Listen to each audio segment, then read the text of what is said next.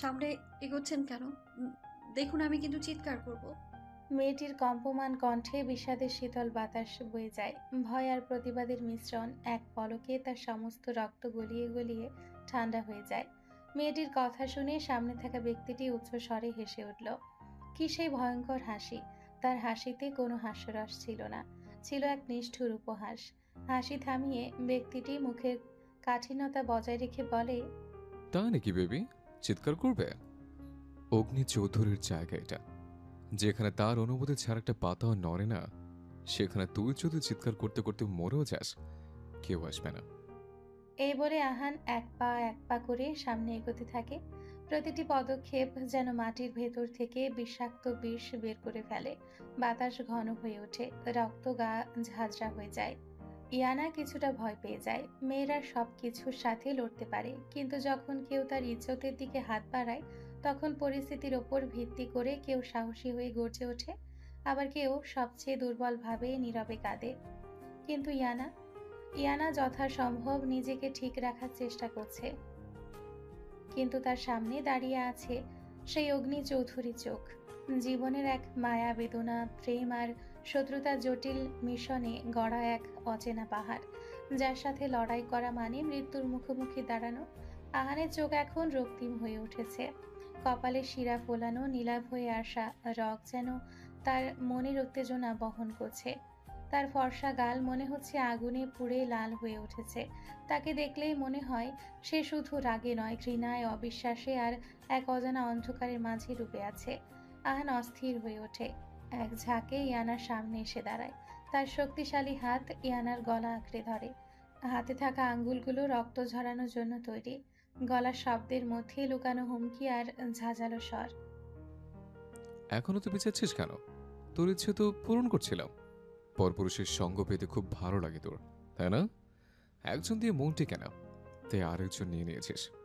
বল, কি আছে ওই ছেলেটার মধ্যে যা আমার মধ্যে নেই? আমার চেয়ে কি বেশি কেয়ার করে, নাকি এতক্ষণ ও বেডে নিয়ে চলে গেছে কিন্তু আমি নিতে পারিনি? ইয়ানা আহানের কথা সহ্য করতে না পেরে কানে দুই হাত চেপে বলে, প্লিজ চুপ করুন, আর নিতে পারছি না। ছি, কি জঘন্য চিন্তা ভাবনা আপনার! লজ্জা করে না একটা মেয়ে সম্পর্কে এসব বলতে? আহান গর্জে কেঁপে ওঠে, রেগে চিৎকার দিয়ে বলে, না, করো না লজ্জা, কারণ তোরা সব মেরে ছলনাময়। একজনকে দিয়ে হয় না, পর আরেকজন বেড়ে চলে যাস। আর আজ আমি তোর সেই আশাই পূরণ করব, যাতে কারোর কাছে না যেতে পারিস। ফ্ল্যাশব্যাক। প্রত্যেকটা ছেলে মেয়ে ভার্সিটিতে পা রাখে জীবন যুদ্ধের একরাশ আশা আর স্বপ্ন নিয়ে আসে, আলো আধারে জীবনের ঝাঁক।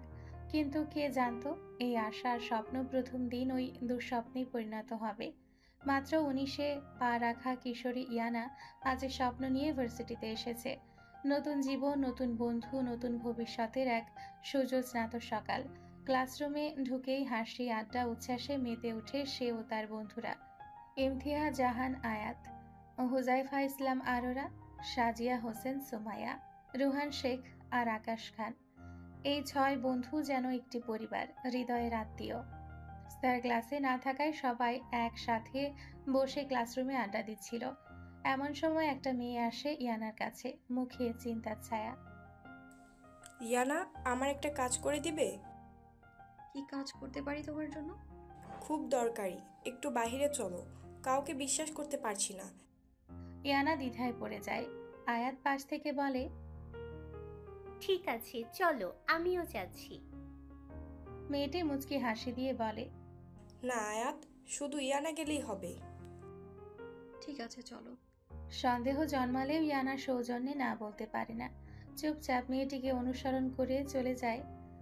কিছুক্ষণ পর মেয়েটি ইয়ানাকে নিয়ে একটি ক্লাসরুমে প্রবেশ করে।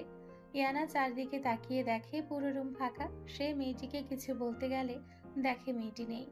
আজব তো, বলল কি কাজ আছে, এখন মেয়েটি গেল কই? সে এসব ভাবতে ভাবতে যখন ক্লাসরুম থেকে বের হতে যাবে, তখনই একটা ছেলের পরিচিত কণ্ঠ শুনতে পায়।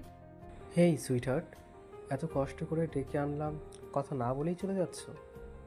চমকে ওঠে ইয়ানা। এই কণ্ঠ তার কাছে ভয়ানকভাবে পরিচিত। সে ঘুরে দাঁড়ায়। রায়হান, তুমি তুমি ডেকেছো আমায়? রায়হানের বিকৃত হাসি। হ্যাঁ জান, ওই মেয়েটাকে আমিই পাঠিয়েছি তোমাকে আনার জন্য। আমি বললে তো তুমি আসতে না। ইয়ানা রায়হানের কথা শুনে চমকে যায়। রায়হানের চোখে এক বিকৃত আনন্দ, মুখে এক জঘন্য বাঁকা হাসি। এই ছেলেটা সেই ভয়ঙ্কর নাম যার সাথে অসংখ্য মেয়ের কান্না জড়িত, যার সম্পর্কে ইয়ানা বহু কিছু শুনেছে। নারীর অনুভূতি নিয়ে ছিনিমিনি খেলা, গুজব, ব্যবহারের কাহিনী। রায়হান এগিয়ে আসে। কি হলো জান, কি ভাবছো? ইয়ানা সামান্য পিছিয়ে যায়, কণ্ঠে ঘৃণা, তীব্রতা আর তীক্ষ্ণ গর্জন। এ ছেলে, তোমার সাহস কি করে হয় আমাকে এখানে ডেকে আনার? রায়হান একটা জঘন্য হাসি দিয়ে বলে, শুধুই তো ডেকে এনেছি, আর তো কিছু করিনি। কতবার ভালোবাসার কথা বললাম, অথচ রিজেক্ট করে দিলে। কত মেয়ে আমাকে এক রাতের জন্য পেতে চায়, কত মেয়ের সাথে রুম ডেট করছি, আর তার তো হিসেব নেই, কিন্তু তোমাকে ছুঁইনি পর্যন্ত। কারণ তুমি স্পেশাল। কতক্ষণ নিজের ভদ্রতা ধরে রাখতে পারবো জানি না। তাই বলছি, আমার ভালোবাসা স্বীকার করো জান। হালালভাবে তোমায় পেতে চাই। তার কথাগুলো যেন ছুরি হয়ে বেঁধে বসে ইয়ানার আত্মায়। মনের ভিতর এক বিস্ফোরণ ঘটে। সে পলকে রায়হানের কলারে হাত রাখে, চোখের দৃষ্টিতে দাবানলের মতো আগুন। দত্তে দত চেপে বলে, বাস্টার্ড, আর কত মেয়ের জীবন শেষ করবি তুই? তোর মতো মানুষকে দেখলেই গা গুলিয়ে ওঠে ভালোবাসা। সেটা তো বিলাসিতা, যেটা তোর মতো মানুষের কদর্য হাতে মরে যায়। আর একবার আমার সামনে আসিস আর এই নোংরা মুখে আমার নামটা উচ্চারণ করিস। এর মাঝে রায়হান নিচু কণ্ঠে ফিসফিস করে বলে, তুই কি করবি জান? তুই জানিস না, রাগলে কি ভয়ঙ্কর সুন্দরী দেখায়। তোর গর্জন আমাকে আরো পাগল করে দেয়। হঠাৎ করেই সে অশালীনভাবে এগিয়ে আসে, ইয়ানাকে জড়িয়ে ধরে। সমস্ত ঘৃণা, অপমান, ক্রোধ একসাথে ফুটে ওঠে ইয়ানার মুখে। সে কোনো দ্বিধা ছাড়াই সজোরে এক চড় বসিয়ে দেয় রায়হানের গালে। তারপর অপমান আর অভিমানে চোখে জল নিয়ে মুখ নিচু করে মাথা উঁচু করে হন হন করে বেরিয়ে যায় সেই রুম থেকে। রায়হান ধীরে ধীরে গালে হাত বুলিয়ে হেসে ওঠে। সেই হাসি ছিল ঠান্ডা কিন্তু ভয়ানক, চোখে এক ধরনের অন্ধ প্রতিশোধের আগুন। এই রায়হান শেখের গায়ে মাছিও বসে না। আর তুই, তুই আমার থাপ্পড়। তুই তো জানিস না এর দাম কি। তোর সেই চোখে প্রথম দিন যেদিন তোর দিকে তাকিয়েছিলাম, সেই দিনই ভেবে নিয়েছিলাম তোকে আমার চাই, জোরে হোক বা স্বেচ্ছায় হোক। এই বলে সে রুম থেকে বেরিয়ে যায়, আর তার পেছনে রয়ে যায় শীতল বাতাসের বিষাক্ত প্রতিধ্বনি। ইয়ানা রাগে দুঃখে ক্লাসরুমে প্রবেশ করে। তার এই বিধ্বস্ত অবস্থা দেখে আরোরা চমকে ওঠে। কি রে, তোর চোখ মুখ এমন দেখাচ্ছে কেন? কিছু হয়েছে নাকি? এই মেয়েটা কি বলো? ইয়ানা কাপা কণ্ঠে মুখে হাসির পর্দা টেনে বলে, না রে, কিছু না, সব ঠিক আছে। আকাশ বুড়ো কুচকে বলে, তুই কি আমাদের বাচ্চা ভাবিস নাকি? তোর চোখ মুখ দেখে মনে হচ্ছে যুদ্ধের ময়দান থেকে হেরে ফিরেছিস, আর বলছিস কিচ্ছু হয়নি। এই কথা ইয়ানার ঠোঁট কেঁপে ওঠে, চোখে জল আর আটকাতে পারে না। সে ফুপিয়ে কেঁদে ওঠে। একটা মেয়ে যাকে সবাই চিনে হাসির জন্য, আজ তার কান্নায় যেন গোটা ক্লাসরুমটা স্তব্ধ করে দেয়। বন্ধুরা কেউ কিছু বলে না, তারা চুপচাপ তাকে ঘিরে রাখে। এই বন্ধুরাই তো তার দ্বিতীয় পরিবার, যাদের সঙ্গে রক্তের সম্পর্ক নেই, তবুও আত্মার বন্ধন সবচেয়ে দৃঢ়। রোহান মজার ভঙ্গিতে বলে ওঠে, কি রে, বাসর রাতে জামাই পালিয়েছে নাকি? কিন্তু আয়াত তাকে থামিয়ে দেয়। রোহান, চুপ কর, দেখছিস না মেয়েটা কেমন ভয় পেয়ে আছে? সুমায়া ধমকের সুরে বলে, চুপ কর তোরা। ইয়ানা, বল তো বেবি, আসলে কি হয়েছে? এবার ইয়ানা আর চেপে রাখতে পারে না।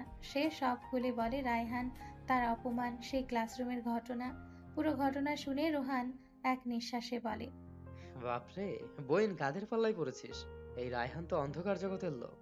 খুন, ধর্ষণ, হুমকি, এমন কোন অপরাধ নেই যার সঙ্গে তার নাম জড়ায় না।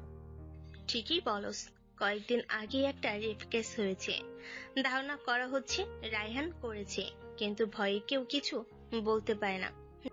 আকাশ দাঁত চেপে উঠে দাঁড়ায়, চোখে আগুন জ্বলে ওঠে। এই শালের এত বড় সাহস, তোকে স্পর্শ করার মতো অপমান! এইবারের মুখটাই থেতলে দিব। সবাই চুপচাপ, কারণ আকাশের রাগ তারা ভালোই জানে। আকাশ যদি এখন কিছু করে বসে, তাহলে বিপদে পড়বে ওই, কারণ রায়হানের পাশে সবসময় থাকে বডিগার্ড। আরোরার গভীর আওয়াজ, শান্ত হ ভাই, এখন রাগ করার সময় নয়। ঠান্ডা মাথায় সবকিছু ভাবতে হবে। তার যুক্তিসঙ্গত কথা সবাই ধীরে ধীরে মাথা নাড়ল। আকাশ একটু শান্ত হলেও মুখে তার ক্ষোভ এখনো ফুটে আছে। চোখে লাল রেখা, থুতনিতে থেমে থাকা গর্জন। ইয়ানা নিচু গলায় বলল, রায়হান বলেছে সে 2 মাসের জন্য দেশের বাইরে যাচ্ছে, খুব নাকি জরুরি কোনো কাজে। কি আর কাজ, নতুন কারো রক্তে হাত রাঙাতে যাচ্ছে নিশ্চয়ই। এ ওর স্টাইল। সুমাইয়া একটু চিন্তিত গলায় বলে, অন্তত এই 2 মাসের জন্য তোকে নিয়ে আমাদের দম বন্ধ হওয়ার মতো ভয় থাকবে না। তবে ইয়ানা, মনে রাখিস, রাইহানের নজর একবার যার উপর পড়ে সে সহজে রেহাই পায় না। এখন আমাদের খুব সাবধানে এগোতে হবে। তবে আদৌ কি আমরা ওর হাত থেকে বাঁচতে পারবো? বন্ধুরা যখন একের পর এক পরিকল্পনায় মগ্ন, তখনই দরজার পাশে দাঁড়িয়ে থাকা পিয়ন কণ্ঠ তুলে বলে, ইয়ানা বিনতে আরশাদ, প্রিন্সিপাল স্যার আপনাকে এখনই তার অফিসে যেতে বলেছে। হঠাৎ এই ধরনের ডাকে সবাই থমকে যায়, সবার চোখে ছায়া নামে। আয়াত ফিসফিস করে বলে, এই সময় প্রিন্সিপাল কেন ডাকবে? কেউ কিছু বুঝে ওঠার আগেই সুমাইয়া ইয়ানার কাঁধে হাত রেখে বলে, ভয় পাস না। ইয়ানা মন শক্ত করে উঠে দাঁড়ায়, বুকের ভেতর অনির্বচনীয় এক উৎকণ্ঠা।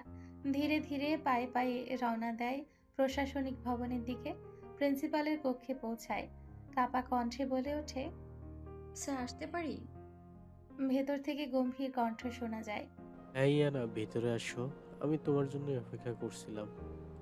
দরজার খোলামেলা পরিবেশেও ঘরটা যেন হঠাৎ ভারী হয়ে ওঠে। প্রিন্সিপাল তাকে চেয়ারে বসতে ইশারা করেন। তার টেবিলের উপর রাখা ফোনে কয়েকটি ছবি খোলা। তুমি কি জানো এই ছবিগুলো এখন আমার কাছে কিভাবে এসেছে? ইয়ানা তাকিয়ে দেখে সেদিকে, ছবি একটার পর একটা। রায়হান তার দিকে এগিয়ে আসছে, রায়হান তাকে জড়িয়ে ধরছে, আরেকটা সে রায়হানকে চড় মারছে। তবে কোনোটাতেই পুরো ঘটনা নেই, থাকছে না মেয়েটির চোখে তীব্র ভয় বা প্রতিরোধের দৃশ্য। ছবিগুলো যেন ইচ্ছে মতো ছেটে ছেটে বানানো এক ভ্রান্ত গল্প। ইয়ানার মুখ সাদা হয়ে যায়, ঠোঁট কাঁপে, গলা শুকিয়ে যায়। মনে মনে ভাবে, এই ছবি কে তুলেছে, কিভাবে, আর কার কাছে গেছে আগে? প্রিন্সিপাল তখন গলা পরিষ্কার করে গম্ভীরভাবে বলে ওঠেন, ইয়ানা, তোমার থেকে এটা আমি আশা করিনি। তুমি আমাদের ভার্সিটির মেধাবী ও ভালো একজন শিক্ষার্থী, আর তুমি কি না। আর হ্যাঁ, এসব করার যদি ইচ্ছে হয় তাহলে ভার্সিটির বাইরে গিয়ে করতে পারো। দয়া করে ভার্সিটির পরিবেশ নষ্ট করো না। প্রিন্সিপাল স্যারের রুট কথাগুলো ইয়ানার বুকের ভেতর পাথরের মতো ভারী হয়ে ঝুলে থাকে। তিনি কিছু বলেননি, তবুও তার চোখ দুটো যেন বলে দিয়েছে তুমি দোষী। চোখ নামিয়ে ধীর পায়ে রুম থেকে বেরিয়ে আসে ইয়ানা। চারপাশ ঝাপসা হয়ে আসে, কেউ কিছু বলছে, কেউ ডাকছে হয়তো, কিন্তু তার কানে কিছু ঢোকে না। মোবাইলটা বন্ধ করে দেয়। এই মুহূর্তে সে কারো সঙ্গে কথা বলতে চায় না, কারো সহানুভূতি নিতে চায় না।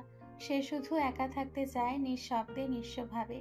পা টেনে হাঁটতে হাঁটতে কখন যে সে শহরের প্রান্তে চলে এসেছে বোঝেনি।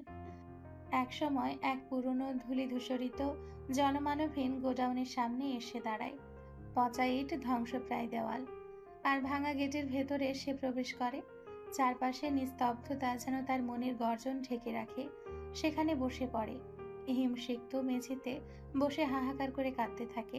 তার কান্নায় যেন সমস্ত অভিমান, অপমান, কষ্ট সব মিশে আছে। নিজেকে প্রশ্ন করে, আমি কি করেছি? কেন আমাকে এভাবে বিচার করা হলো? আজ অবধি কেউ চরিত্র নিয়ে একটাও কথা বলেনি, আর আজ জেনেই অপরাধী হয়ে গেছি। এই সময় ঠিক সেই রাস্তা দিয়ে ছুটে যাচ্ছিল একটি কালো রেঞ্জ রোভার। স্মোক গ্লাসে ঢাকা, ভারী গর্জন করা সেই গাড়ি আসলে চৌধুরী গ্রুপ অফ ইন্ডাস্ট্রিজের মালিকের। অহংকারে পেটানো শান্ত আগুনের মতো পুরুষ আহান চৌধুরী। গাড়ির ভেতর পাশের সিটে বসে থাকা রায়ান গাড়ি জানালা দিয়ে তাকিয়ে হঠাৎ বলে ওঠে, এই সন্ধ্যার আধো আলোয় এমন একটা ভয়ানক জায়গায় একটা মেয়ে একা বসে আছে। আহান নিজের চিন্তায় এতটাই ডুবেছিল যে আশেপাশে কিছুই দেখেনি। সে জানালার দিকে তাকায়, তার দৃষ্টি ধীরে ধীরে স্থির হয়ে যায়। একটি মেয়ে একা ধুলিতে বসে আছে, বিরক্তিতে চোখ সরিয়ে নেয়। আহান রায়ানের মুখে বিরক্তির ছাপ নিয়ে বলে, কে কোথায় আছে না দেখে গাড়ি স্টার্ট কর।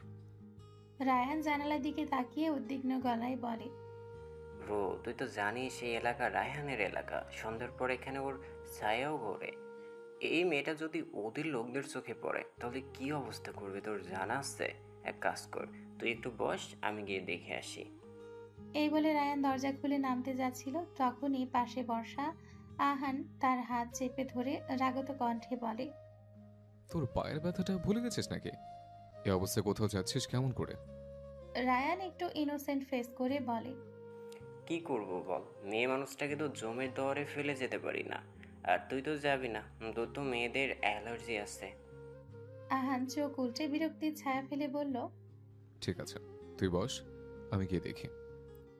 রায়ান আনন্দে হালকা গদগদ করে হেসে বলে, এটা তো ঠিক কথা, যা। আহান ধীরে গাড়ি থেকে নামে, চোখে মুখে রাগ আর বিরক্তি। তার পায়ের ভারী জুতো গোডাউনের ভাঙা জমিনে ধাপ ফেলে। চারপাশের স্তব্ধতায় যেন তার পদচারণায় শব্দের জন্ম নেয়। সামনে এগিয়ে আসে এক মেয়ে, ধুলায় বসে আছে, মাথা নিচু করে রাখা, চোখে নোনা অশ্র।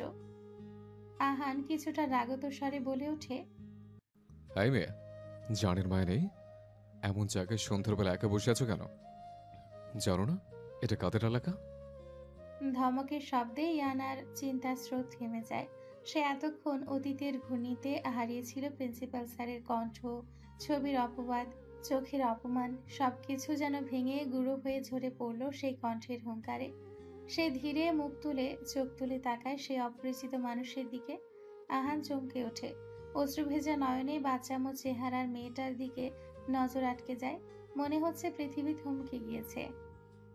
সৌন্দর্য একটি গভীর অনির্বাচনীয় অনুভূতি, যার সংসারের সকল সীমাকে অতিক্রম করতে পারে। কখনো সেটা বাহ্যিকভাবে বা অভ্যন্তরীণ, কিন্তু তার অবস্থান সংসারের নিবিড়। কিছুটা সৌন্দর্য এতটাই মোহনীয় যে তার মায়ায় আচ্ছন্ন হয়ে মানুষ সবকিছু ভুলে যায়। হিতাহিত জ্ঞান যেন মিলিয়ে যায় এক অদ্ভুত ভোরের জগতে। আহান ইয়ানাকে দেখে চমকে ওঠে। এক মুহূর্তের জন্য মনে হচ্ছে জীবন থমকে গেছে। সে এক দৃষ্টিতে ইয়ানার দিকে তাকিয়ে আছে, আর ইয়ানা ভীতু মেয়ের মতো হাঁসফাঁস করছে। এত সময় ধরে কান্নার জন্য খেয়াল ছিল না সে কোথায় আছে। এখন নিজের অবস্থান অনুভব করতে পেরে হালকা ভয় পেয়ে যায়। আশেপাশে লোকেদের থেকে শুনেছে এই জায়গাটা ভালো না। ইয়ানা দেখে প্রায় শেষ বিকেলের কাছাকাছি। ভার্সিটি ছুটি হয় 2টায়। এখন প্রায় অন্ধকার ঘনিয়ে আসছে।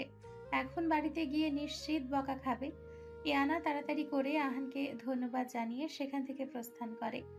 আহান এখনো ইয়ানার দিকে এক ধ্যানে তাকিয়ে আছে। দেখতে দেখতে ইয়ানা আহানের দৃষ্টির সীমানা অতিক্রম করে, কিন্তু তার এদিকে কোনো খেয়াল নেই। তার ধ্যান ভাঙে রায়ানের ডাক শুনে। এইখানে কি আজ রাত কাটাবি নাকি? মেয়েটা চলে গেছে, এখনো ওইখানে দাঁড়িয়ে কি করিস? আহান ধীরে পেছনে ঘুরে গাড়ির দিকে হাঁটতে থাকে। ভেতরে ভেতরে ক্ষোভে ফুঁসে ওঠে নিজের ওপরেই। তুই এখন একটা মেয়ের ধ্যানে পড়ে আছিস? ছ্যা, আহান চৌধুরী ভাবনায় কোনো মেয়ে নেই। নিজেকে নিজে ধিক্কার জানিয়ে রায়ানের কাছে চলে যায়। রায়ান বাধ্য ছেলের মতো গাড়ি স্টার্ট দেয়। তাদের পেছনেই রয়ে যায় একটা ধুলো মলিন সন্ধ্যা, আর সেই ভাঙা গোডাউনের সামনে একটা মেয়ে যার কষ্ট কেউ ছুঁতে পারে না। তার ভেতরে বিস্ফোরণ, বাইরে এক মৃত হালকা হাসি। ভয়ে ভয়ে কলিং বেল চাপল। দরজার ভেতর থেকে কটমটে কপাল নিয়ে রুয়ানা এসে দরজা খুলে দাঁড়ায়। কোথায় ছিলে এতক্ষণ? ভার্সিটির ছুটি তো অনেক আগেই হয়ে গেছে। ইয়ানার কানে ঢুকছে না কিছু। রুয়ানা নন স্টপ সাবধান বানিয়ে যেন বাতাসে হারিয়ে যাচ্ছে। বিষণ্ণ চোখে শুধু বলে, আমু কোথায়? রুয়ানা কপাল ভাঁজ করে উত্তর দেয়, আলিয়াদের বাসায় গেছে, কাকিমণি অসুস্থ। ইয়ানা এবার মনে মনে প্রশান্তি নিঃশ্বাস ফেলে। যাক বাবা, বাঁচলাম। একটু রিফ্রেশ হই, পরে কথা বলি, সামনে থেকে সর। এই বলে সে মাথা নিচু করে নিজের রুমের দিকে পা বাড়ায়। রুয়ানা ফোঁস করে বলে, ছোট বোন হয়ে খোঁজ নিলাম, অথচ একটা ধন্যবাদও দিলে না। থাক, আমার প্রয়োজন নেই এসবের। নিজেকে নিজেই সান্ত্বনা দিয়ে সে রুমে ঢুকে যায়। ইয়ানা ফ্রেশ হয়ে গিয়ে বিছানায় বসে মোবাইল অন করে। মোবাইল অন করতেই চোখ ছানা বড়া, 40টা মিসড কল। এক মুহূর্তে মাথার ভেতর যেন বাজ পড়ে। নিজে নিজের কপালে হাত দিয়ে বলে, হায় আল্লাহ, আজ তো বুঝি গালি খাওয়ার পূর্ণিমা। আলাদা আলাদা করে সবার ঝাড়ি শুনে মরার চেয়ে একেবারে দলবদ্ধভাবে শুনে যা হবার হোক, একসাথেই হোক। এই বলে ফ্রেন্ড গ্রুপে কল দেয়। ফোন রিসিভ হতেই ওদিকে যেন বিস্ফোরণ। শয়তান, বানর, বিড়াল, কুত্তা, তুই কোথায় ছিলে এতক্ষণ?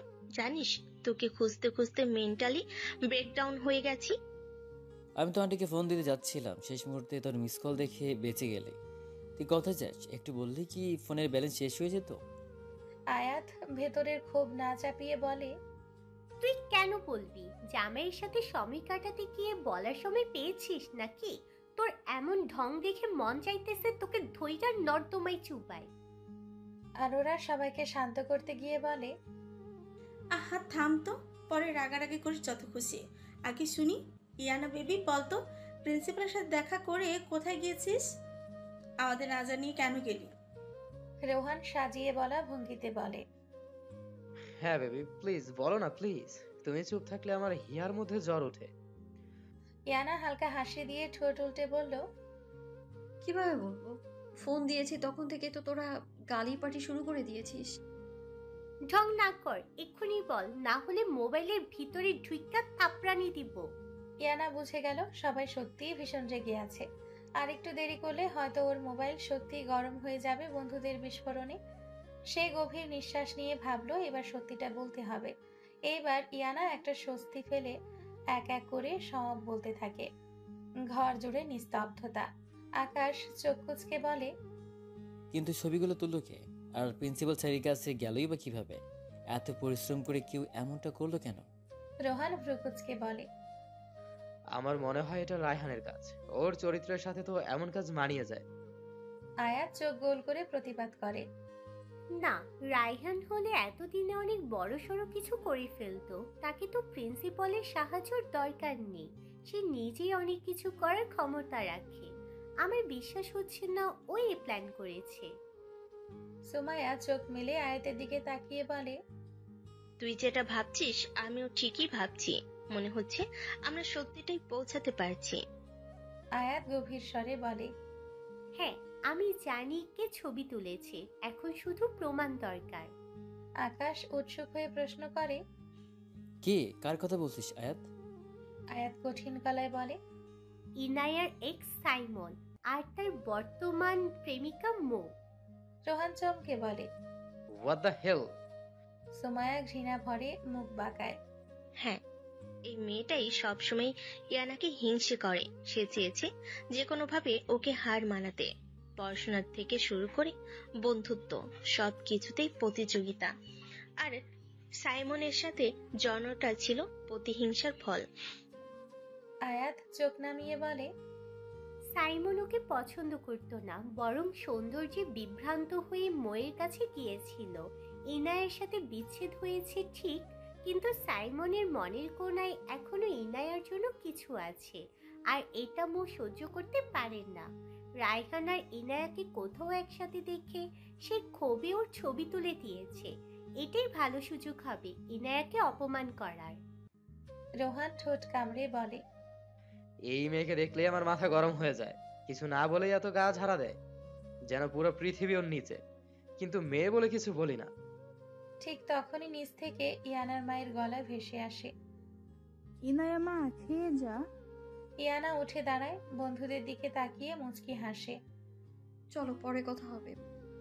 আম্মুর ডাক মানা যায় না, দেখা গেল দেরি হলে টর্নেডো শুরু হয়ে যাবে। সে চলে গেলে রুম আবার নিস্তব্ধ হয়ে পড়ে। ইয়ানা নিচে নেমে চেয়ারে বসে বলে, আম্মু কাকিমণির শরীর এখন কেমন? আগের চেয়ে একটু ভালো, তুই গিয়ে একটু দেখে আসিস।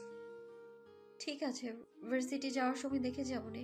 এখন তাড়াতাড়ি খাবার দাও তো, ক্ষুধা লেগেছে। খাবার শেষ করে রুমে এসে ক্লান্ত দেহটা বিছানায় এলিয়ে দেয় ইয়ানা। চোখ বুঝতে না বুঝতেই ঘুমের রাজ্যে হারিয়ে যায়, কিন্তু জানে না ওর এই নিরীহ ঘুম একটা হৃদয়কে একদম তছনছ করে দিয়ে এসেছে। চৌধুরী ম্যানশনে নরম আলোয় দাঁড়িয়ে থাকা বিশাল আয়নার সামনে দাঁড়িয়ে আছে আহান চৌধুরী।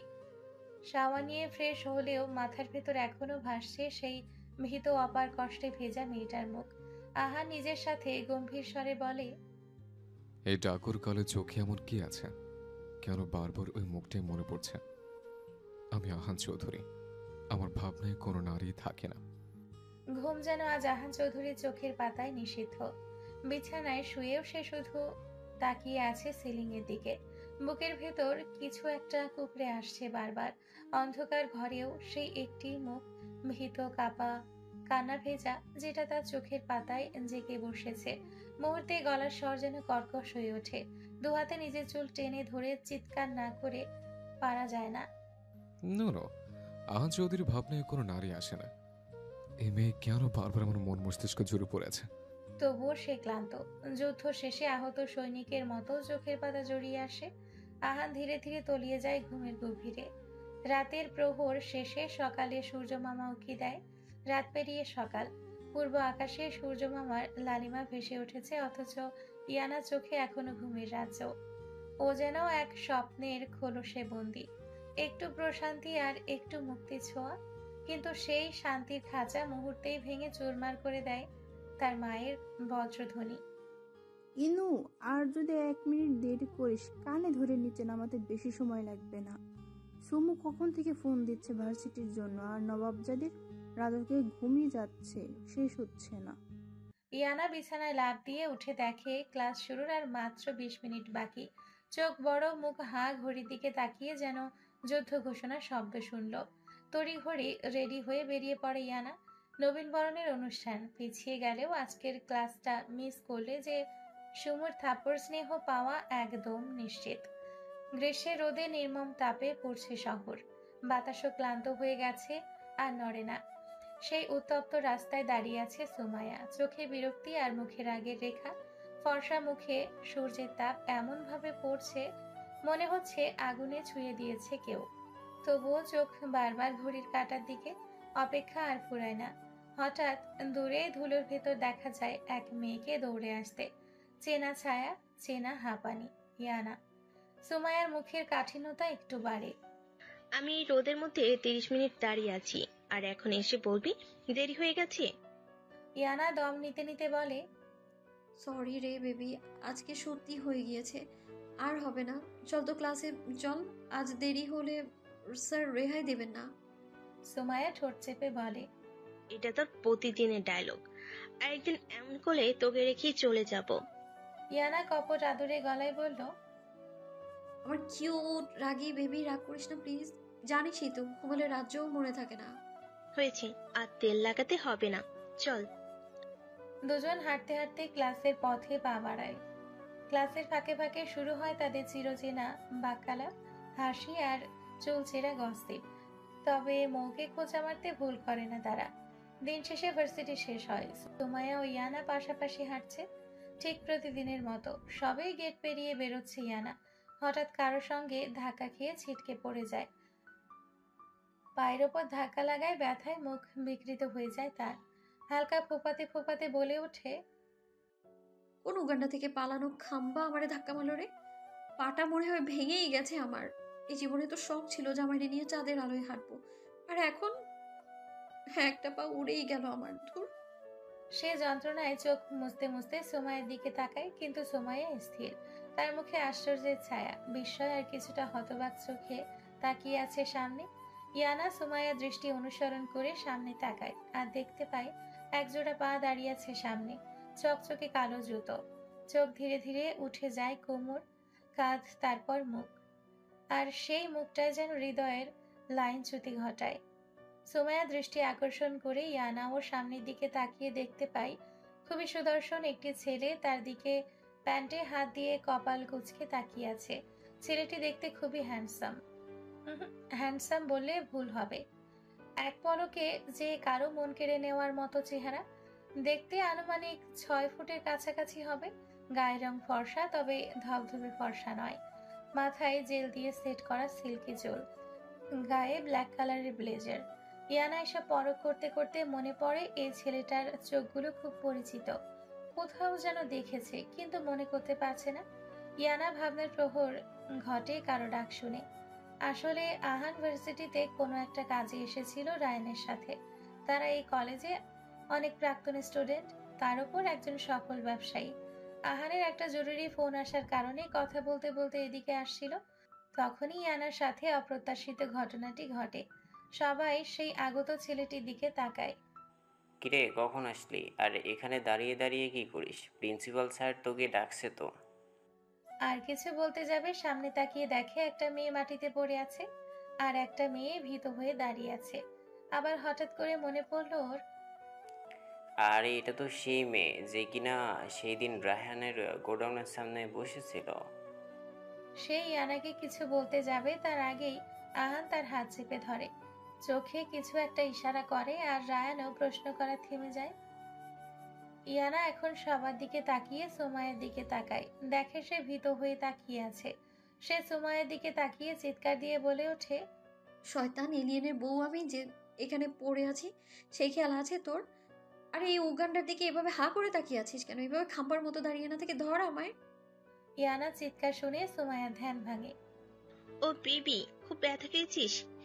এই বলে সে ইয়ানার দিকে হাত বাড়িয়ে দেয়। ইয়ানা উঠতে উঠতে বলে, না, ব্যথা পাবো কেন, খুব আরাম পেয়েছি। এখন এই আরামের ঠেলায় নাচতে ইচ্ছে করছে। এরপর সে আহানের দিকে তাকায়, দেখে সে এখন ওর দিকে কপাল কুঁচকে তাকিয়ে আছে, মনে হচ্ছে কোনো কিছু পরখ করছে। এবার ইয়ানা একটু রাগী কণ্ঠে বলে, এই যে একে তো ধাক্কা দিয়ে ফেলে দিয়েছেন, তার উপর এখন সরি না বলে দাঁড়িয়ে দাঁড়িয়ে মজা দেখছেন। রায়ান ইয়ানার কথা শুনে ভয়ে ভয়ে আহানের দিকে তাকায়। আল্লাহ, আহান যদি রেগে যায়, মেয়েটাকে যদি কিছু করে বসে। কিন্তু রায়ান আহানের দিকে তাকিয়ে চমকে যায়, কারণ আহানের দৃষ্টি ছিল শান্ত। রায়ান কিছুটা অবাক হয়, কারণ যে আহান চৌধুরীর সামনে কেউ আঙ্গুল তুলে কথা বলতে পারে না, সেখানে একটি হাঁটুর বয়সী মেয়ে তাকে রীতিমতো শাসাচ্ছে। ব্যাপারটা একটু অবাক হওয়ারই কথা। এবার রায়ান সকল নীরবতা ভেঙে বলে, ওকে মিস, আমি ওর হয়ে আপনাকে সরি বলছি। কেন, ধাক্কা কি আমি আপনার সাথে খেয়েছি যে আমি সরি বলবো? সরি আপনি বলবেন আমায়। ওকে, সমস্যা নেই, আমার মনটা অনেক বড়, জান, ক্ষমা করে দিলাম আমি আপনাকে। এই বলে ইয়ানা সুমাইয়ার হাত ধরে এখান থেকে চলে যায়। এইসব ছেলেদের ঝামেলায় সে জড়াতে চায় না, যেহেতু এটা একটা অ্যাক্সিডেন্ট। শালা, এখনো এখানে দাঁড়িয়ে আছিস কেন? চল, প্রিন্সিপাল স্যারের কাছে কি কাজে এসেছিস বলে গেছিস? তবে আজ তোর সাথে অনেক হিসাব বাকি আছে। আজকের বিষয়টা ঠিক হজম হচ্ছে না। এরপর তারা প্রিন্সিপাল স্যারের রুমে চলে যায়। এইদিকে ইয়ানা রাগে ফুঁসতে ফুঁসতে বাড়ির ভেতর আসে। রোয়ানা ইয়ানার এই অবস্থা দেখে বলে, কি হয়েছে আপু, এভাবে কালসাপের মতো মুখ করে রেখেছিস কেন? রোয়ানার এই কথাটি যেন ছিল ইয়ানার রাগে ঘি ঢালার মতো। মনে রং লাগছে, সেই জন্য এমন করছি। তোর কোনো সমস্যা? এই বলে সে হন হন করে নিজের রুমে চলে যায়। যাক বাবা, এমন কি বললাম যে রেগে গেল? যা ইচ্ছে করুক, আমার কি। আসলে তাদের দুই বোনের সম্পর্ক এরকম। রোয়ানা বোকার মতো কিছু একটা বলবে, ইয়ানা রেগে যাবে, কিন্তু দুইজন দুইজনের জন্য প্রাণ, একদিন কথা না বলে থাকতে পারে না। এইদিকে আহান আর রায়ান প্রিন্সিপাল স্যারের সাথে কাজ শেষ করে বাসায় ফিরছিল। এমন সময় রায়ান দেখে আহান কিছু একটা ভাবছে আর মুখে হালকা হাসির রেখা ফুটে উঠেছে। এমনি দুপুরের ঘটনার পর থেকে সে অবাক হয়ে আছে। এখন আহানের এভাবে একা একা হাসতে দেখে যেন অবাকে চরম সীমানায় পৌঁছেছে। তার বন্ধুকে কোনো ভূতে ধরল না তো? আবার মনে মনে ভাবে, ভূতের আর কোনো খায়া দায়া কাজ নাই, এমন একটা নিরামিষের কাছে আসবে। মনেরটা মনেই রাখলো, সেটা আর প্রকাশ না করেই আহানকে প্রশ্ন করলো, কি হয়েছে তোর আজ বলতো? দুপুরে মেয়েটা তোকে এতগুলো কথা বললো আর তুই কিচ্ছু বললি না। সামান্য রাগের অভ্যাসও দেখতে পেলাম না। যে আহান চৌধুরী সামান্য থেকে সামান্য আঙুল তুললে কথা বলার কারণে তার আঙুলগুলো কেটে দিয়েছিল, আজ একটা মেয়ে এতগুলো কথা বলে গেল আর সে কিচ্ছু বললো না। How imagine. আহান হঠাৎ করে বলে ওঠে। বলিস না। রায়ান এবার কিছুটা অবাক হয়েই বলে, কি বলবো না? আর কাকে বলবো না? এই মেয়েকে বলিস না যে আমি গোল্ডেন অফ মাফিয়া গ্রুপের লিডার অগ্নি চৌধুরী। সে শুধু জানবে আমি চৌধুরী গ্রুপ অফ ইন্ডাস্ট্রিজের মালিক সাজিদ চৌধুরীর ছেলে আহান চৌধুরী। আর এটাও বলিস না যে ওই দিন মাস্ক পরা ছেলেটা আমি ছিলাম। আমি ওর সামনে নিজের ভয়ঙ্কর রূপ আনতে চাই না। এই দুদিনে ওকে যতটুকু দেখেছে, ও খুবই নরম ও চঞ্চল স্বভাবের মেয়ে। ভয়ঙ্কর রূপটাও সহ্য করতে পারবে না। কিন্তু যদি আমার কথার অবাধ্য হয়, তাহলে আমি আহান চৌধুরী থেকে অগ্নি চৌধুরী হতে বেশি সময় নেব না। রায়ান শুধু আহানের কথাগুলো শুনিয়ে হাঁ করে তাকিয়ে আছে। এটা কি তার বন্ধু মাফিয়া লিডার অগ্নি, যে কিনা কোনো মেয়েকেই সহ্য করতে পারে না? সে কিনা আজ একটা মেয়ের প্রতি এতটা পজিটিভ? মেয়েটা চঞ্চল নাকি বোকা সেটাও পরখ করছে। তার মানে কি তার বন্ধুর মনে প্রেমের ফুল ফুটছে? তাহলে সে এখন নিরামিষ থেকে আমিষ হবে, ভাবতেই যেন খুশিতে আত্মহারা। আহান এবার রায়ানের দিকে তাকিয়ে দেখে সে তার দিকে হাঁ করে তাকিয়ে আছে। আহান রায়ানের মুখটা আলতো করে চেপে ধরে বলে, রিল্যাক্স ব্রো, এইভাবে তাকানোর কিছু নেই। আমি জানি আমি হ্যান্ডসাম। রায়ান এবার আহানকে কিছু একটা বলতে যাবে তার আগেই আহান মুখটা গম্ভীর করে বলে ওঠে, চুপ, আর একটা কথা বলবি না। কখন থেকে বকবক করে মাথায় শেষ করে দিচ্ছিস। অনেক বলেছে আর শুনেছে, আর না। যদি আর একটা কথাও বলিস তাহলে এখানে রেখে আমি চলে যাব। আর হ্যাঁ, মেয়েটার সমস্ত বায়োডাটা আমি চাই। কি নাম, কোথায় থাকে, বাবা মা কি করে, কিছু পড়ে, মানে সমস্ত কিছু। রায়ান শুধু বোকার মতো মাথা নাড়িয়ে হ্যাঁমূলক সম্মতি জানিয়ে গাড়ির ড্রাইভে মনোযোগ দেয়। দেখতে দেখতে তারা বাড়ির সামনে এসে পড়ে। আহান একটা আলাদা বাসায় থাকে। বাসাটা ঠিক জঙ্গলের দিকে। কাজ করতে করতে অতিরিক্ত রাত হয়ে গেলে রায়ান আহানের সাথে চলে আসে। আজও রায়ান আহানের বাংলোতে এসছে। রায়ান একজন গোয়েন্দা অফিসার। আহান মাঝে মধ্যে চৌধুরী ভিলায় যায়। কোনো এক কারণে সে সবার থেকে আলাদা থাকে। আহান ফ্রেশ হয়ে আয়নার সামনে গিয়ে দাঁড়ায়, টাওয়াল দিয়ে চুল মুছতে মুছতে বলে, কেমন আছে তোমার এই মায়া ভরা মুখে, যে একটা পাথর মনকেও তোমার দিকে আকৃষ্ট করে দিল? খুবই বোকা নারী তুমি। আমার জালে ফেসে গেছে যে, আমার হৃদয় হরণ করে আমার অনুভবে মিশে গেলে। সত্যি সত্যি কি তুমি বোকা? হুম, বোকা বললে ভুল হবে, কারণ তুমি আহান চৌধুরী আর অগ্নি চৌধুরী দুজনের মনে জায়গা করে নিয়েছ। এবার দুজনের অত্যাচার সহ্য করার জন্য তৈরি তো মিস? এই বলে সে অট্ট হাসিতে ফেটে পড়ল, যে হাসির শব্দ দেওয়ালে ধাক্কা খেয়ে বিকট আওয়াজের সৃষ্টি হয়েছে। রাতের এই নীরবতায় হাসিটা খুবই ভয়ঙ্কর লাগলো। সাধারণ মানুষ দেখলে যে কেউ ভয় পেয়ে যাবে। দেখতে দেখতে রাতের প্রহর ঘনিয়ে সূর্যি মামা উকি দিল। আবারও ইয়ানার ঘুম ভাঙলো মায়ের চিৎকার শুনে। সে আরামের ঘুম থেকে উঠে হঠাৎ পায়ের দিকে খেয়াল করে দেখে কাল যে পায়ে ব্যথা পেয়েছিল সেই জায়গায় মলম লাগানো। ইয়ানা অবাক হয়ে ভাবে, আমার যতটুকু মনে আছে আমি তো ফ্রেশ হয়ে ঘুমিয়ে গিয়েছিলাম, মলম তো লাগাইনি। আর আম্মু আব্বু আর রুয়ানাও তো জানে না যে আমি পায়ে ব্যথা পেয়েছি, তাহলে মলমটা কে লাগালো? সে এসব ভাবতে ভাবতে বিছানা থেকে উঠতে যাবে, তখনই বালিশের কাছে একটি চিরকুট দেখতে পায়। ওখানে লেখা ছিল, মলম কে লাগিয়েছে সেটা না ভেবে দেখো, টেবিলের উপর একটা ঔষধ রাখা আছে, সেটা বাধ্য মেয়ের মতো খেয়ে নাও, তাহলে ব্যথাটা কমে যাবে আর হাঁটতে অসুবিধা হবে না। এখন চুপচাপ খাওয়া দাওয়া করে ভার্সিটি যাবা। আর হ্যাঁ, মলম কে লাগিয়েছে আর কি তোমাকে এসব বলেছে সেটা এই ছোট্ট মাথায় না ঢুকিয়ে আমার কথা মতো চলো, কারণ আমি অবাধ্যতা পছন্দ করি না। আর এখন থেকে এমন চিরকুট আর উপদেশ সবসময় পাবে, তাই তোমারই মঙ্গল, আমার অবাধ্য না হও। ইয়ানা চিঠিটা পড়ে হতভম্ব হয়ে বসে রইল। সে মনে মনে ভাবতে লাগলো, আমার যে পায়ের ব্যথা সেটা ওই লোকটা জানো কি করে? তাহলে কি যে লোকটার সাথে ধাক্কা খেয়েছিলাম সে এসেছিল? যদি তাই হয় তাহলে আজকে জিজ্ঞেস করব সাহস কি করে হয় আমার রুমে আসার, তার উপর আবার আমাকে এরকম হুমকি স্বরূপ চিঠি দিয়ে যাওয়ার। সে এসব ভাবতে ভাবতে ফ্রেশ হয়ে ভার্সিটির উদ্দেশ্যে রওনা দেয়। আর এদিকে আহান এখনো গভীর ঘুমে আচ্ছন্ন, কারণ সে যে সারা রাত ঘুমাতে পারেনি। নিজের হৃদয় হরণকারীকে দেখায় মগ্ন ছিল। হ্যাঁ, সে ব্যক্তি আর কেউ নয়, আহান ছিল, যে ইয়ানাকে গিয়ে আঘাতপ্রাপ্ত জায়গায় মলম লাগিয়ে দিয়ে আসে আর এই চিরকুটটা দেয়। আহান যখন ঘুমাতে যাবে তখন তার মোবাইলে একটা নোটিফিকেশন আসে। দেখে রায়ান দিয়েছে। তারপর সে নোটিফিকেশন ওপেন করে দেখে ইয়ানার বায়োডেটা। যেহেতু রায়ান একজন গোয়েন্দা অফিসার, তাই ইয়ানার বায়োডেটা জোগাড় করতে বেশি সময় লাগেনি। আহানও ইয়ানার বায়োডেটা পেয়ে আর দেরি করেনি, চলে যায় নিজের হৃদয় হরণের ব্যথা উপশম করতে। এদিকে ইয়ানা ভার্সিটিতে প্রবেশ করে তখনই সুমাইয়া বলে ওঠে, কি হয়েছে বলতো? সারা রাস্তা মুখ গোমরা করেছিস। ইয়ানা কিছু একটা ভেবে সুমাইয়াকে সবকিছু খুলে বলে, কি বলিস? আমি তো প্রথম দিকে ক্রাশ খেয়ে ফেলেছিলাম। আমি যতটুকু ধারণা করেছি খুবই ভদ্র একটি ছেলে। ভদ্রনা কচু, একটা মেয়ের রুমে যে নখ ছাড়াই ঢোকা যায় সেই ম্যানার্স টুকুও নেই। ঠিক আছে, ক্লাসে চল। আকাশ, রোহান, ওদের সবাইকে বলবো নে।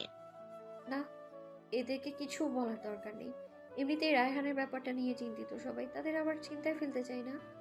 আছে বলবো না, তবে চিন্তা করিস না, আমি তোর পাশে আছি। তারা দুজন ভার্সিটিতে চলে যায়। শুরু হয় তাদের ক্লাসের ফাঁকে ফাঁকে একসাথে বসে আড্ডা। একসময় ভার্সিটি ছুটি হয়ে যায়, আজও যে যার মতো বাড়িতে চলে যায়। ইয়ানা আর সোমাইয়া রাস্তা দিয়ে হাঁটছিল, এমন সময় দেখতে পায় একটি ছেলে গাড়িতে হেলান দিয়ে দাঁড়িয়ে আছে। তার সামনে আরেকটি ছেলে বিরক্তি নিয়ে দাঁড়িয়ে আছে। ভালো করে খেয়াল করে দেখে, আরে এটা তো সেই ছেলেটা যার সাথে কাল ভার্সিটিতে ধাক্কা খেয়েছিলাম। ইয়ানা সোমায়াকে বলে, ওই দেখ দেখ তো ছেলেটাকে চিনতে পারিস কিনা। সুমু ওইদিকে তাকিয়ে ইয়ানার কথা মানে বুঝতে পেরে ছেলে দুইটার কাছে চলে যায়। ইয়ানা গিয়ে সামনে দাঁড়িয়ে রেগে বলে, আপনার সাহস কি করে হয় আমার বাড়ি যাওয়ার, আমাকে ওইরকম হুমকি দেওয়ার? আহান যেন এমন প্রশ্নরই আশা করছিল। সে নিজের মুখের গম্ভীরতা বজায় রেখে ইয়ানার দিকে তাকিয়ে বলে, কাল থেকে আমি তোমার অধ্যত্তা সহ্য করছি। কি প্রমাণ আছে আমি কাল তোমাদের বাড়ি গেছি? কি হো তুমি, আমার আত্মীয় নাকি তোমার বাবার মেয়ের জামাই যে রাতের বেলা জামাই আপ্যায়ন খেতে যাবো? ইয়ানা এবার কিছুটা ভেবে ভরকে যায়। ঠিক উনি আমার বাড়িতে যাবেন কি করে? কালকে মাত্র দেখা হলো, আর বাড়ি বা চিনবি কি করে? না জেনে না বুঝে কত কি বলে ফেললাম আমি। ধর, দেখে তো মনে হচ্ছে লোকটা এবার ভীষণ রেগে গেছে। সরি বলে এখান থেকে কেটে পড়ি বরং। এরপর সামনে তাকিয়ে বলে, আসলে আমি দুঃখিত, আপনার সাথে এমন বিহেভ করা ঠিক হয়নি। আমার যাচাই করা উচিত ছিল। ওই কাল আমাকে কেউ একটা হুমকি চিঠি দিয়েছে, তো খুব ভয়ে ছিলাম, তাই আপনাকে এসে বলেছি। কিছু মনে করবেন না প্লিজ। ক্ষমা করে দিলাম, আমার মনটা আবার অনেক বড়। ইয়ানা এবার চোখ বড় বড় করে তাকায়। ওর বাণী ওকেই শোনাচ্ছে। এই যে মিস, মানে ইহানার পাশে থাকা বান্ধবী নিজের বান্ধবীকে বুঝিয়ে হঠাৎ করে কারোর উপরে দোষ দেওয়া উচিত নয়। সুমাইয়া রায়ানের কথা শুনে বিরক্ত হয়ে বলে, এই বলে তারা এখান থেকে চলে যায়। দেখতে দেখতে এক সপ্তাহ চলে গেল। এর মাঝে ইয়ানা আর আহানের সম্পর্ক একটা চেনা জানা জায়গা নিল। সাথে আয়াত, রায়ান, আরোরা, আকাশ, রুহান, সুমাইয়া তারাও একে অপরের সাথে পরিচিত হলো। ওই দিনের পরে ইয়ানা ও আর আহান ওরফে অগ্নির দেওয়া কোনো চিঠি পায়নি। কাল তাদের ভার্সিটির নবীনবরণ অনুষ্ঠান, তাই সবাই ভার্সিটি শেষে তাড়াতাড়ি বাড়িতে ফিরে আসে। কাল অনেক সাজগোজ করবে। ছেলেরা কালো পাঞ্জাবি আর মেয়েরা কালো শাড়ি। ইয়ানা সকালে কিভাবে সাজবে, কিভাবে সাজলে ভালো লাগবে এসব ভাবতে ভাবতে ক্লান্ত হয়ে ঘুমিয়ে পড়ে। কারণ কাল অনুষ্ঠান, ফলে ভার্সিটিতে অনেক কাজ করতে হয়েছে। বিছানায় গা এলিয়ে দিতেই তলিয়ে গেল ঘুমের রাজ্যে। মধ্যরাতে মনে হলো ঘুমের মধ্যে কেউ গভীরভাবে পর্যবেক্ষণ করছে। ইয়ানা ঘুমের মধ্যে খুব ভালোভাবেই অনুভব করতে পারছে, কিন্তু শরীর ক্লান্ত থাকায় চোখ মেলে তাকাতে পারছে না। ও ঘুমের মধ্যে বুঝতে পারছে ওর পুরো মুখে কেউ গভীরভাবে স্পর্শ করছে। আবার হঠাৎ মনে হলো কেউ তাকে শক্তভাবে জড়িয়ে রেখেছে। ইয়ানা দম বন্ধ হয়ে যাচ্ছে, যেন নিঃশ্বাস নিতেও কষ্ট হচ্ছে। অনেক কষ্টে ইয়ানা চোখ খুলে তাকায়। দ্রুত রুমে লাইট অন করলো, কিন্তু না, কোথাও কেউ নেই। তাহলে কি আমি ভুল বুঝলাম? কিন্তু আমার স্পষ্ট মনে আছে কেউ ছিল। হয়তো আমার মনের ভুল, হয়তো স্বপ্ন দেখছিলাম। হঠাৎ জানালার দিকে তাকাতে সে দেখতে পেল বেলকনির দরজা খোলা। কিন্তু আমার যতটুকু মনে আছে আমি তো দরজা লাগিয়ে ঘুমিয়েছিলাম। তাহলে দরজাটা খুললো কে? তার মানে কেউ এসেছিল, কিন্তু কে? ইয়ানা যখন আবারও ঘুমাতে যাবে তখন দেখতে পায় ওই দিনকার মতো আবারও আরেকটা চিঠি। সে ভয়ে ভয়ে চিঠিটা হাতে নিল। চিঠিটায় লেখা ছিল, আমার অনুভবের রানী, আমার হৃদয় হরণী, আমার ইনু শোনা, খুব মনোযোগ দিয়ে একটা কথা শোনো। আমি জানি কাল তোমাদের ভার্সিটির নবীনবরণ, তুমি অনুষ্ঠানে শাড়ি পরার প্ল্যান করছো, কিন্তু তুমি কোনো শাড়ি পরবে না, আর না করবে কোনো সাজগোজ। সব সময় ভার্সিটিতে যেভাবে যাও ঠিক সেভাবে যাবে, কারণ তোমার এই ঝলসে যাওয়ার রূপ একমাত্র আমিই দেখব, অন্য কেউ নয়। যা বলছি ঠিক তাই করবে, একদম আমার কথার অবাধ্য হবে না। আর হ্যাঁ, এসব কথা কাউকে বলবে না, যদি বলো তাহলে তোমার ফ্যামিলি। শোনো মেয়ে, অবাধ্যতা আমার একদম পছন্দ না। আমি চাই না আমার ভয়ঙ্কর রূপ তোমার সামনে আনতে, তাই যা বলছে ঠিক তাই করবে। যদি আমার কথার অমান্য করো, আই সোয়ার আমি কি করব আমি নিজেও জানি না। ইয়ানা চিঠিটা ভালো করে উল্টিয়ে পাল্টিয়ে দেখছিল আর কিছু লেখা আছে কিনা, কিন্তু না, আর কোনো লেখা নেই। ইয়ানা এবার কিছুটা মুখ ভেঙচি দিয়ে বলে, কে রে তুই? তোর কথা শুনবো? বই গেছে আমার তোর কথা শুনতে। একে তো আমাকে প্রতিদিন এরকম চিঠি দিয়ে নাস্তানাবুদ করছিস, তার উপর আবার আমাকে ঠান্ডা মাথায় হুমকি দেয়। একবার শুধু তোর পরিচয়টা জানি, তোকে আমি তোর নাকের চুবানি না খাইয়েছি তো, তাহলে আমার নামও ইয়ানা বিনতে আসাদ নয়। এই বলে সে আবার ঘুমের রাজ্যে তলিয়ে যায়। সকালে কারো ফোনে ইয়ানার ঘুম ভাঙে। দেখে তাদের বন্ধুদের অনেকগুলো ফোন। তাড়াতাড়ি করে একটা শাড়ি পরে সুন্দর করে সাজগোজ করে নি। আচ্ছা, আমি যে সেজেছি, ছেলেটা যদি কিছু করে? কি আর করবে, হয়তো রাস্তার কোনো বখাটে ছেলে যদি সামনে কিছু করতে আসে, আমিও বুঝিয়ে দেবো ইয়ানা কি জিনিস। এইসব ভাবতে ভাবতে সে রুয়ানাকে ডাক দেয়। কিরে, রেডি হয়েছিস? আর কতক্ষণ লাগবে? রুয়ানা ওপর থেকে সিঁড়ি বেয়ে নামতে নামতে বলে, এই তো আপু, এসে গেছি। আসলে রুয়ানাও ইয়ানার সাথে নবীনবরণ অনুষ্ঠানে যাচ্ছে। ইয়ানা রুয়ানাকে দেখে বলে, মাশাআল্লাহ, আমার বোনটাকে তো খুব সুন্দর লাগছে, যেন কারো নজর না পড়ে। রুয়ানা এবার একটু লজ্জা নিয়ে বলে, কি যে বলো না আপু, তোমাকেও খুব সুন্দর লাগছে। তারা দুই বোন খুনসুটি করতে করতে মায়ের থেকে বিদায় নিয়ে ভার্সিটিতে চলে যায়। অনুষ্ঠান শুরু হয়ে যায়। বিশেষ অতিথির জন্য অপেক্ষা করছে সবাই। আর ওরা ইয়ানা, আয়াত, সুমাইয়া আর তাদের সিনিয়র কিছু মেয়ে ফুলের তোড়া হাতে নিয়ে দাঁড়িয়ে আছে। এবার ইয়ানা রেগে উঠে বলে, কোন রাজ্যের কোন রাজা আসে কে জানে? কখন থেকে দাঁড়িয়ে আছি, এখনো বেটার কোনো নাম গন্ধ নেই আসার। ওই সুমা, আর কতক্ষণ দাঁড়াতে হবে? ঠিক তখনই কালো রঙের 3টা গাড়ি এসে থামে। সামনে 2টি গাড়ি থেকে কয়েকজন বডিগার্ড নামে। তারপর লাস্টে গাড়ি থেকে নামে একজন সুদর্শন যুবক। হাতে black watch, black shirt, black shoes, ডান হাতে ব্রেসলেট, চুলগুলো জেল দিয়ে সেট করা। বোন, ছেলেটার পিছন থেকে দেখেই তো ক্রাশ খেয়েছি। আল্লাহ, চেহারাটা না জানি কি সুন্দর। ঠিক তখনই আহান সামনে ফিরে তাকায়। ইয়ানাকে দেখে মনে হলো, আরে এই ছেলেটাকে তো চিনি। এ তো সেই ছেলেটা যেদিন রায়হানের সাথে এত বিশ্রী ঘটনা ঘটেছিল, সেদিন ওই গোডাউনের ছেলেটার সাথে দেখা হয়েছিল। কিন্তু এই ছেলেটা সবসময় মাস্ক পরে থাকে কেন? ইয়ানা ভাবনার মাঝে শুনতে পায়, সুমু, আরু বেবি, আমি যা দেখছি তোরাও কি তাই দেখছিস? ও মাই গড, আমার স্বপ্নের নায়ক অগ্নি চৌধুরী আমাদের ভার্সিটিতে। আমরা তাকে বরণ করব। ইস, আর ভাবতে পারছি না। আমি তো ভেবেছিলাম কোনো বুড়িওয়ালা হবে, এখন তো দেখি সবার ক্র্যাশ পায় অগ্নি চৌধুরী। কে উনি? তোরা কি তাদের আগে থেকেই চিনিস নাকি? আর সুমু, তোকে বলছিলাম না ওই দিন একটা মাস্ক পরা ছেলে আমাকে হেল্প করেছিল? এটা সেই ছেলেটা। কি সত্যি ইনু? আর তুই ওকে চিনিস না? আমি তো। আর বলতে পারি না। তাদের কথোপকথনের মাঝে আহান তাদের সামনে এসে দাঁড়ায়। আহান এতক্ষণ ইয়ানাকে খেয়াল না করলেও এখন খেয়াল করে তাড়াতাড়ি নিজের সানগ্লাসটা পরে নেয় এবং ইয়ানার দিকে তীক্ষ্ণ দৃষ্টি নিক্ষেপ করে। দেখে ইয়ানা কালো শাড়ি পরেছে, হাতে রেশমি কাচের চুড়ি, প্রত্যেকবারের মতো চোখে গাঢ় কাজল, লম্বা চুলগুলো ছেড়ে দেওয়া। তারা তাদের দেখতে থাকুক। আসেন আগে আহান আর অগ্নির কথা খোলসা করি। আহান আর অগ্নি একই ব্যক্তি, কিন্তু তাদের কাজ ভিন্ন। মাফিয়া জগতের সবাই তাকে অগ্নি নামেই চিনে, যার শির দ্বারাই সব সময় আগুনের লাভা নিঃসৃত হয়। লাভা বলতে অতিরিক্ত রাগকে বোঝাতে বলা হয়েছে। আর সাধারণ লোকজন সবাই ব্যবসায়ী আহান। তবে যদি বলা হয় আহান আর অগ্নি একই মুদ্রার এপিট ওপিট, তাহলে ভুল হবে। আহানও খুব রাগী। ওই যে বলে না, মানুষ যতই রূপ পাল্টাক কিন্তু ওর স্বভাব তো আর পাল্টাতে পারে না। আসলে আহান চাই না সে মাফিয়া জগতে সম্পৃক্ত হওয়ার কারণে তাদের আপনজনের ক্ষতি হোক। আহান এবার ইয়ানাকে দেখে চোয়াল শক্ত হয়ে আসে। রাগে সে থরথর করে কাঁপতে থাকে। হাতের রগগুলো ফুলে ওঠে, চোখগুলো লাল আকার ধারণ করে। এই মুহূর্তে মনে হচ্ছে ইয়ানাকে শেষ করে দিতে।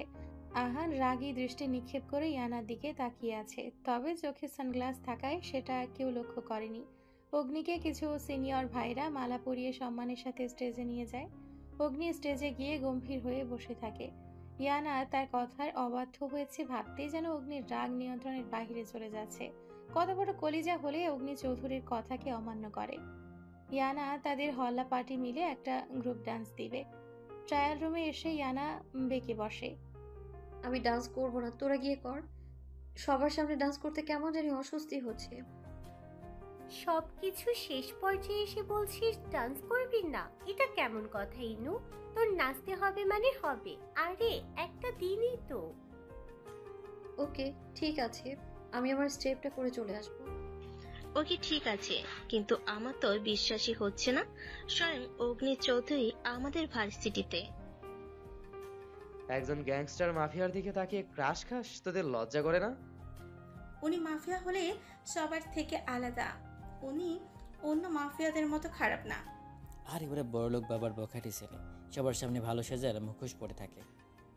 আর তাছাড়া উনি তো একজন মাফিয়া লিডার, ওনার কাছে কোনো কিছু ভালো প্রত্যাশা করাই বেকার। কি, উনি একজন মাফিয়া? কেন, তুই জানিস না? ওনাকে তো সবাই চিনে, আবার সবাই জমের মতো ভয় পায়। উনি অন্যায়কে কখনো প্রশ্রয় দেয় না। উনি খুব সাংঘাতিক।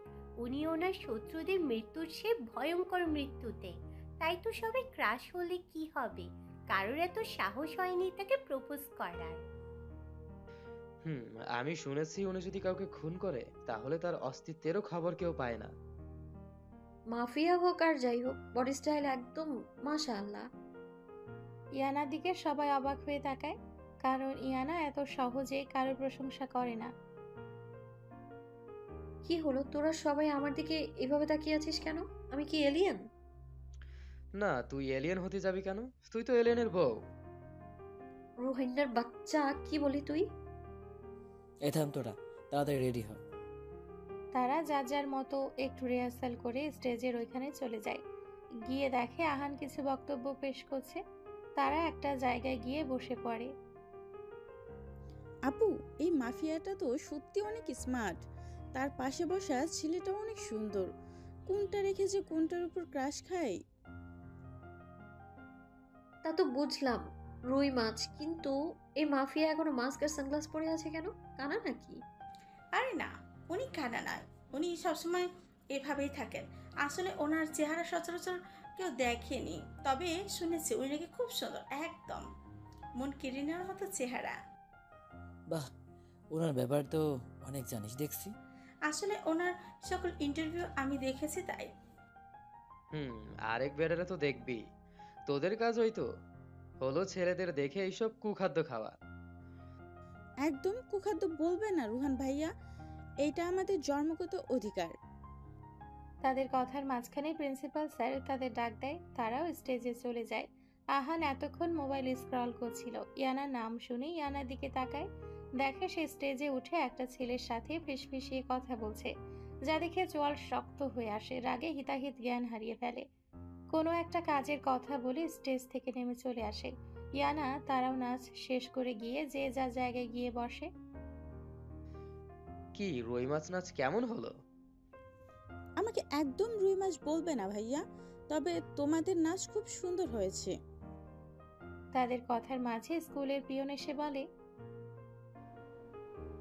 ইয়ানা, জাফর স্যার তোমাকে ডাকছে। কেন ভাই? এটা আমি কি করে বলবো, তুমি স্যারকে গিয়ে জিজ্ঞেস করো।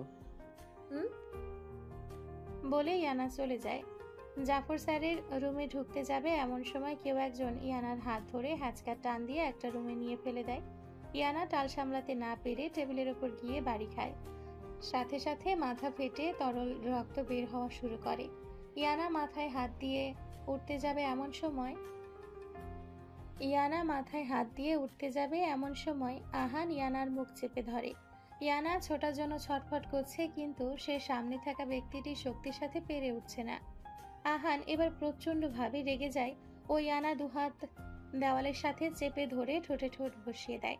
এই মুহূর্তে আহান রাগের বশবর্তী হয়ে একটা হিংস্র জানোয়ারের চেয়েও কম লাগছে না।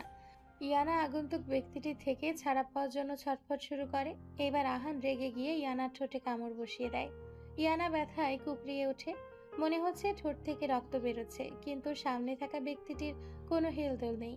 ইয়ানা এবার ব্যথা সহ্য করতে না পেরে চিৎকার দিয়ে ওঠে আর কাঁদতে কাঁদতে বলে, কে আপনি? আমার সাথে এমন কেন করছেন? একটা মেয়েকে তার অনুমতি ছাড়া ছোঁয়ার সাহস হয় কি করে আপনার? হ্যাঁ?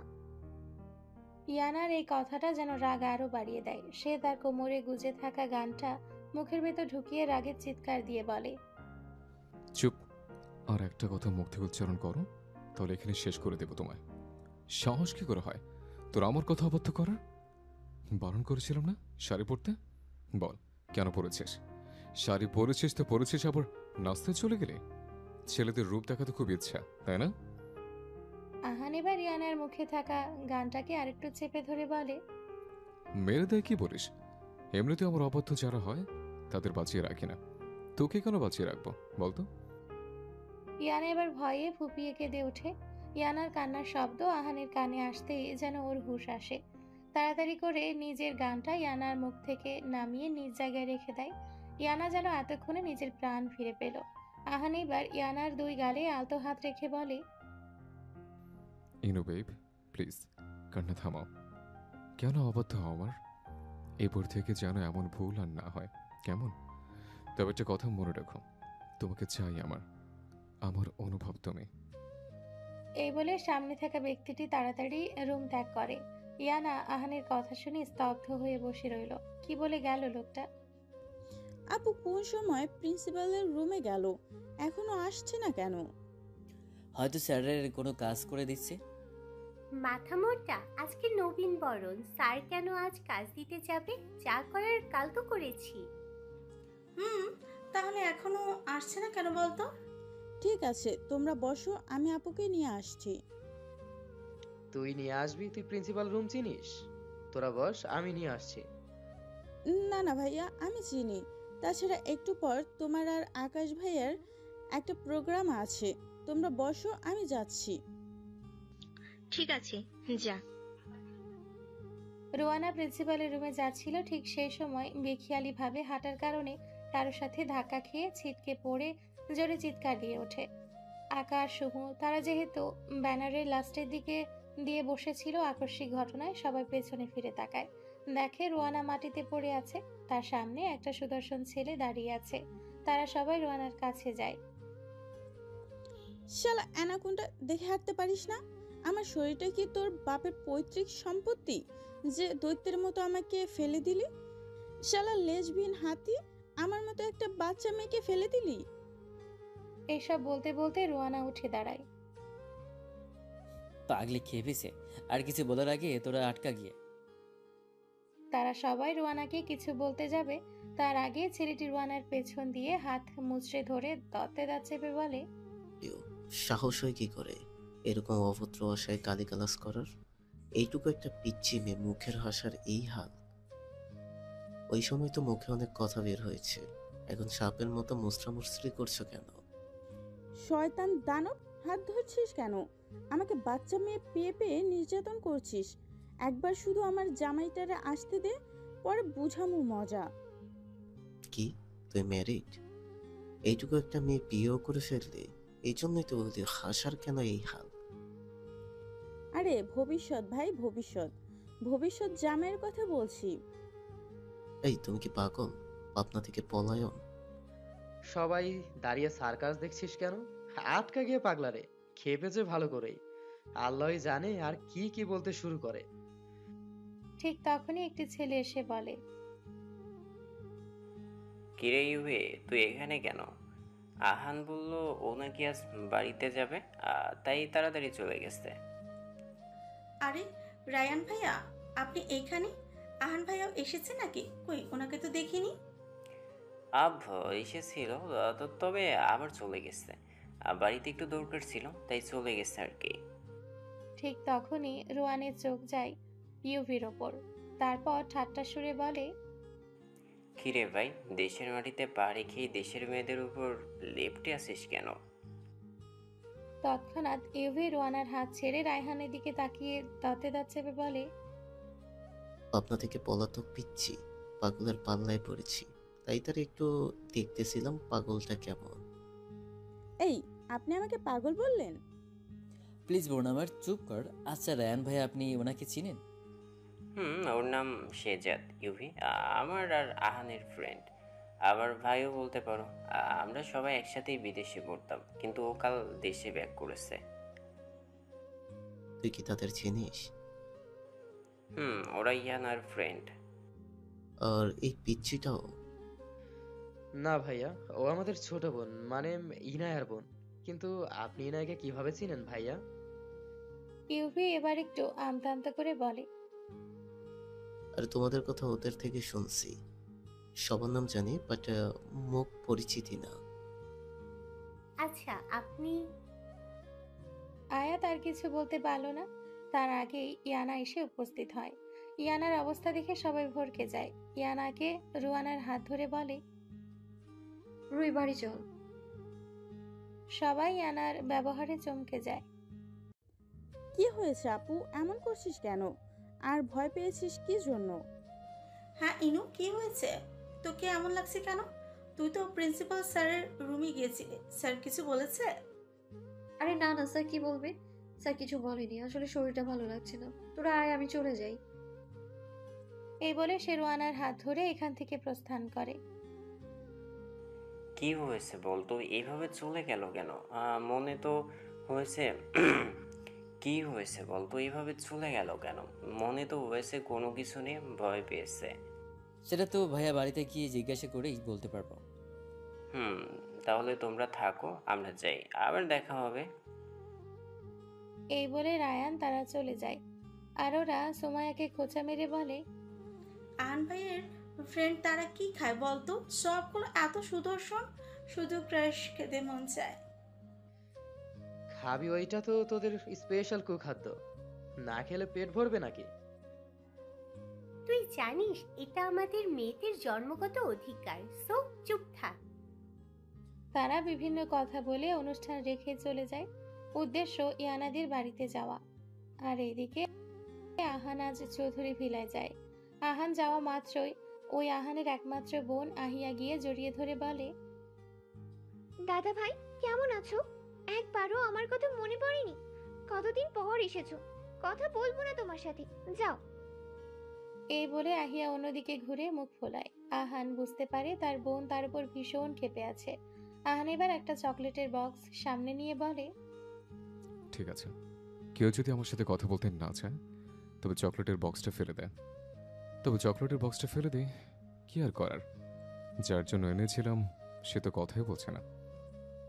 এই বলে আহান ওপরে চলে যেতে নিলে আহিয়া আহানের হাত থেকে চকলেটের বক্স হুট করে নিয়ে বলে, আরে দাদা ভাই কি বলছো?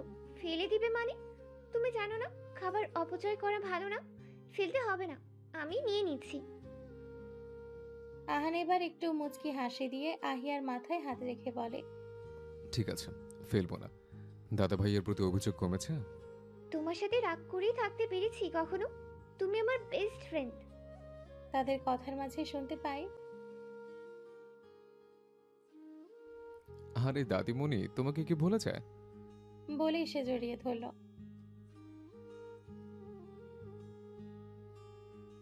আহান এবার মুখের গম্ভীরতা বজায় রেখে বলে, না দাদিমণি, এমনটা হবে না, সময় হলে অবশ্যই আসবো।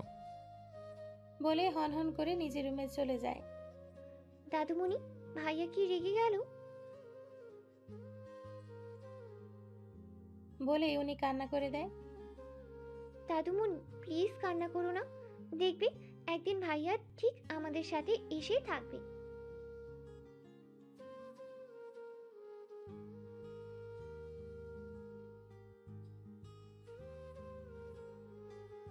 আহিয়া এবার দাদুমণির কান্না দেখে, স্বাভাবিক হওয়ার জন্য বলে, আরে দাদুমণি চিন্তা করো না, আমার একটা ভাবি আসলেই ভাইয়া ঠিক হয়ে যাবে, দেখবা আমাদের সাথেই থাকবে।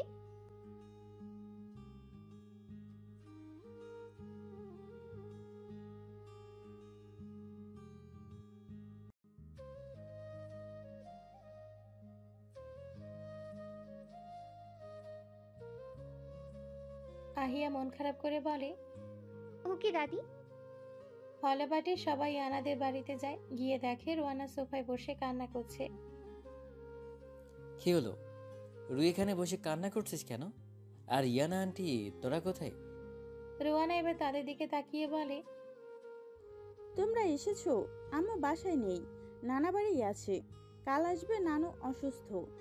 আপু ভার্সিটি থেকে এসে নিজের রুমে গিয়ে দরজা বন্ধ করে দেয়। কখন থেকে আমি ডাকাডাকি করছি কিন্তু দরজা খোলার নামই নেই। আপু কোনো সময় এরকম করে না ভাইয়া, তোমরা গিয়ে একটু দেখো না দরজা খোলে কিনা। ওকে, কান্না থামা, দেখছি আমরা। এই বলে তারা সবাই ইয়ানার রুমের সামনে গিয়ে দাঁড়ায়। ইনু বেবি, দরজা বন্ধ করে কার কথা ভাবছিস এত? আগে জানতাম যারা প্রেমে পড়ে তারা নাকি দরজা বন্ধ করে বসে থাকে। তুই কার প্রেমে পড়ছিস বলে ভালো হতো আর কি। আর ইয়ানা আন্টি তারা কোথায়? হ্যাঁ মানে আরও প্রেম করতো আর কি। এই কপাল কি আমার আছে? আমার অক্সিজেনের খোঁজ তো আমি আজও পাইলাম না। তোদের বালের প্যাসেল বাদ দিবি?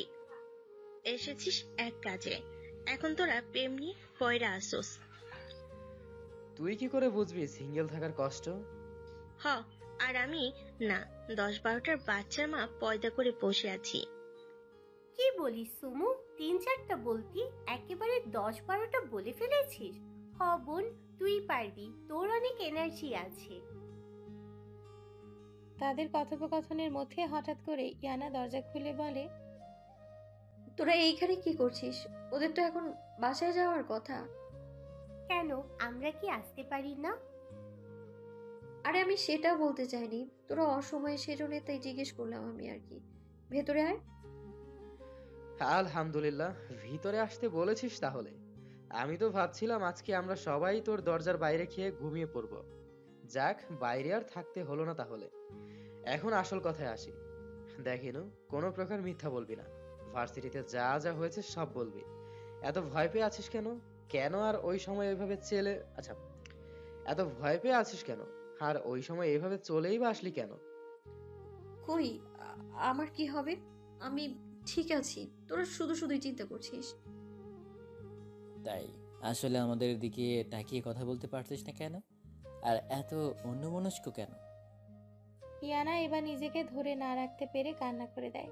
সবাই এবার হতভম্ব হয়ে ইয়ানার দিকে তাকিয়ে থাকে, কারণ ইয়ানা খুবই স্ট্রং একটি মেয়ে। কোনো বড় কারণ ছাড়া ইয়ানা কান্না করার মতো মেয়ে নয়। এমনকি সাইমনের সাথে সম্পর্ক বিচ্ছেদেও নিজেকে সবসময় স্ট্রং রেখেছে, ভেঙে পড়েনি। তাহলে আজ এইভাবে কান্না করছে কেন?